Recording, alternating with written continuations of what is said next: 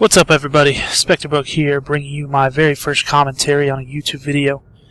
I'm on here today. I'd like to talk a little bit about Madden 16, about its pass blocking features, and mainly what to do, or rather how to handle a dominant pass rusher, someone that's just giving you fits all day.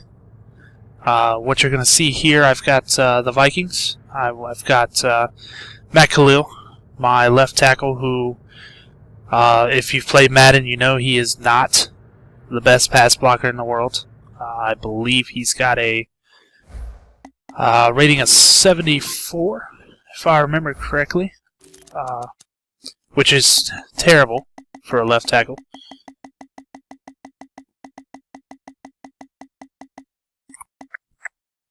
Yep, 74. And he's going to be going up against J.J. Watt, who is an absolute beast on the defensive line. Run stopping, pass blocking, doesn't matter. You've got a guy, he's got 99 power move, 99 finesse move, 96 block shed, 97 pursuit. Fast enough to get to the quarterback. Speed of 78, but an acceleration of 81. Very strong, so he can push guys around. And let's start off with just a basic. We're in a shotgun normal formation. Basic streaks and outs. And we're just going to run the play here, not going to throw it or anything. Just keep an eye on the interaction between J.J. Watt, who's playing the basically the 9 technique on the right end there, against Matt Khalil, the left tackle.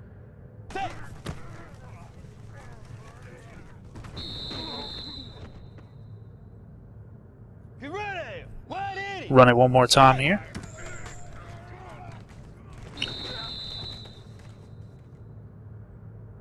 What you're seeing is Matt Khalil's just getting pushed around. He's getting dominated on the outside edge. He's really no match for J.J. Watt in general. Again, same thing. Khalil is beat on the outside. Now, let's talk a little bit about what you can do about that. There's a lot of options. The first one I'm going to show you it's simple. There's no audibles, no adjustments, no buttons pressed. What we're going to do is we're just going to step up in the pocket when we see J.J. Watt getting that outside rush. Unfortunately, that time it didn't happen.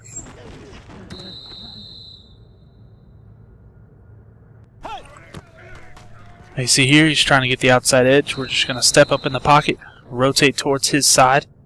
That's going to take him out of the play. The left tackle can carry him on his rush, let him complete it, and he's not in position to make the play.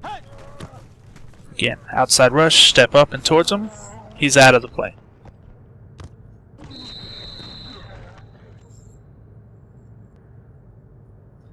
Alright, let's talk about a few other options you have.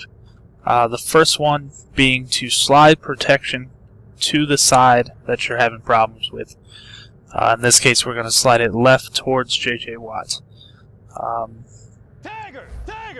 L1 is going to bring up your pass protection options. You'll see you have slide left, slide right, max protect, which basically just puts all of your tight ends and or halfbacks into pass blocking. Then you have pinch, which is similar to the slides, except you're blocking the middle of the field instead of the outside. So for now, we're going to slide left, and you're going to notice that the left side of the line, the assignments have changed a bit. They're going to be moving left from the start and paying a little more attention to that side of the field, basically.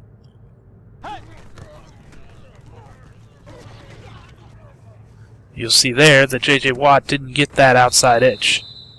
That's because Matt Khalil took a larger step to the outside. You watch him really get outside and make sure that that rush can't happen to the outside. Now, that's not foolproof. J.J. Watt is tough to defend. If you step too far outside, he's going to get you off balance, toss you to the ground, use an inside move, whatever it takes. Another option you have is to just get a tight end on that side of the field.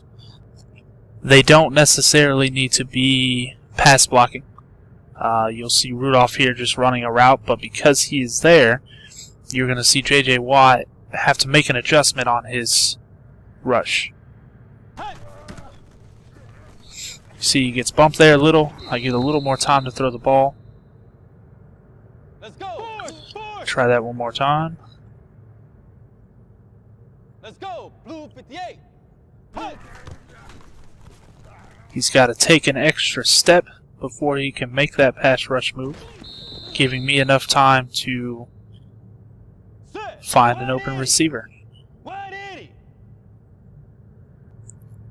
Another option you have is you can not only move Rudolph over here, you can also audible him to pass block and then slide your protection to the left.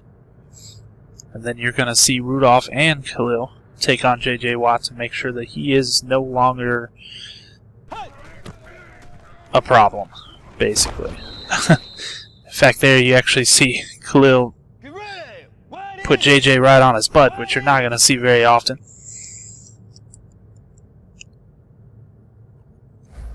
Let's try that one more time.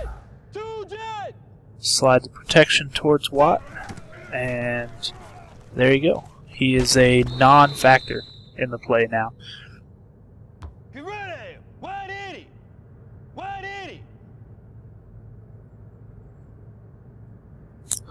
Give you another example of just moving around in the pocket.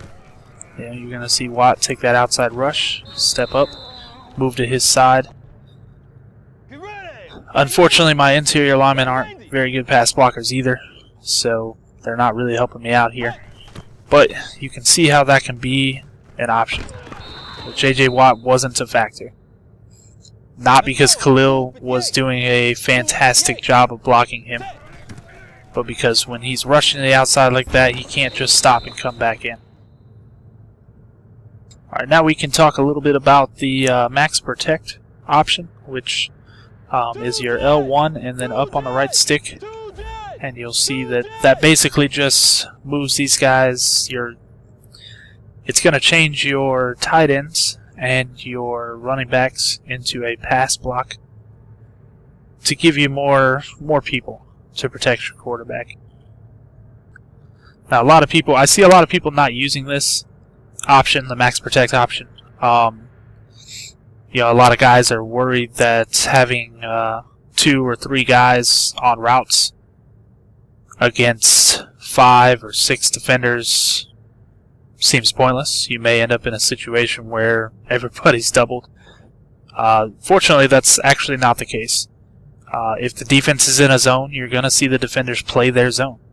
You're not going to see a middle linebacker leave his hook zone in order to cover Patterson running this out route.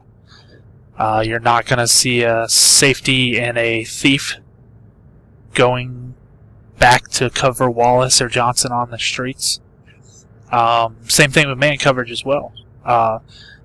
If a guy is in man coverage, if a linebacker is in man coverage on a tight end or a running back who doesn't run a route, 9 times out of 10 you're going to see that guy either blitz the quarterback once they're not running a route, or he's going to go into a quarterback spy. And he's going to sit in the middle of the field and wait for his guy to either run a route or for the quarterback to try to scramble. You're not going to see very many situations where Max Protect ends up being double coverage across the board. That's just not something that's going to happen. They are in man coverage on this play, so what you're going to see is the strong safety and the left outside linebacker in this case, which are both in man coverage against the halfback and tight end. You're not going to see them run around and cover a bunch of other guys. What you'll see is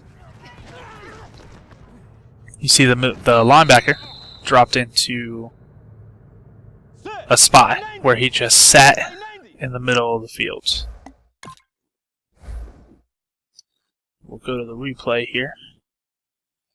And you've got this player who was in man coverage against the halfback.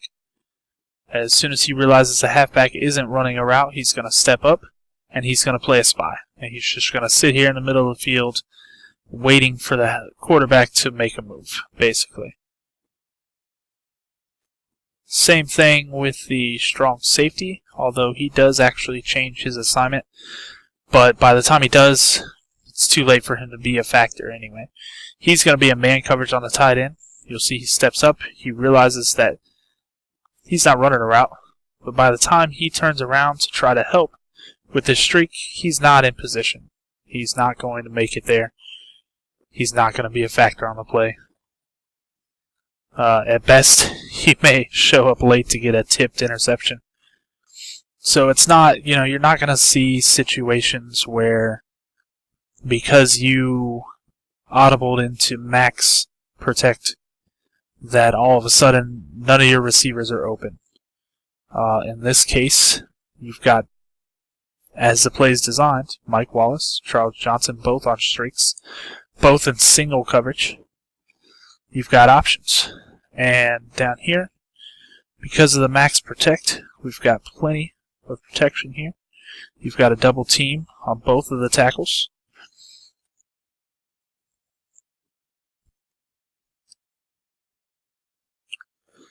Unfortunately, max protect didn't help out Khalil here, so you're going to see J.J. Watt get through anyway, and something you won't see very often. Teddy Bridgewater shaking off Watt. At that point, I could have easily thrown to either Johnson or Wallace with an opportunity to make a big play.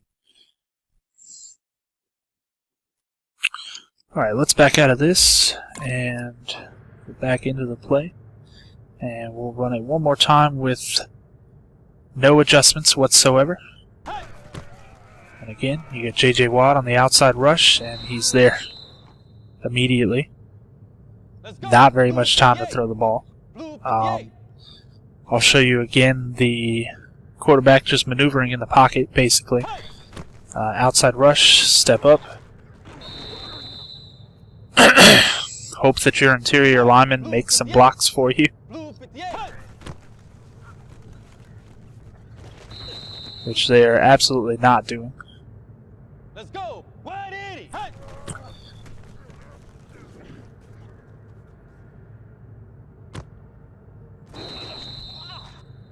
It's a nice Let's go. double team on Watt, and then a solid catch by Mike Wallace on the outside there.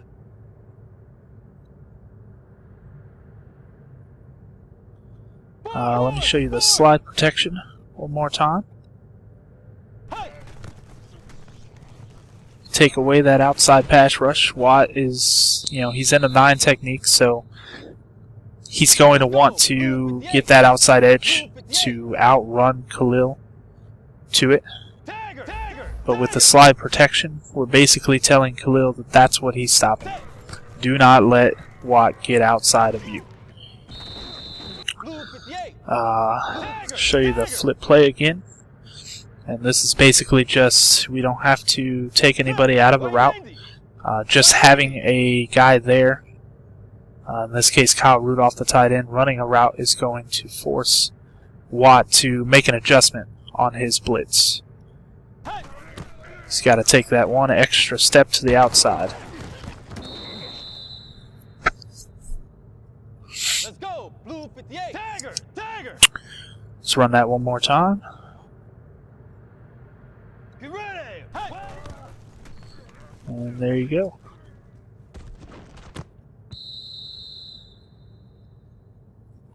Get ready. Now you could also pinch your offensive line. Go into the pass protection with L1, and then you're going to press down. Basically what that's saying is that you want to take out any interior blitzes. You probably want to run that if you see any your opponent running a lot of double A gap blitzes, which is a big thing this year in Madden with the new formations out of nickel. Anytime it basically looks like you're being blitzed on the inside, you want to run that. However, you can also run it in these sort of situations where you've got guys out wide. This is going to help your interior lineman pass block for you. And as long as you are smart and step into the pocket and don't let those outside pass rushers get to you, then you should be okay. So we'll pinch the blocking and step up into the pocket. And the Vikings' offensive line is just terrible at pass blocking. Every single one of them. One more time. Pinch block, step up. It's a non-factor. I've got plenty of time to throw, and Charles Johnson makes a great catch. Well, that's going to pretty much do it. If you guys have any questions, feel free to ask. I'm available most of the time to answer them. If you want to leave any feedback, this is my very first time doing this, so if you have any suggestions or any complaints at all, feel free to leave them. And I think that'll pretty much do it. I will see you guys next time.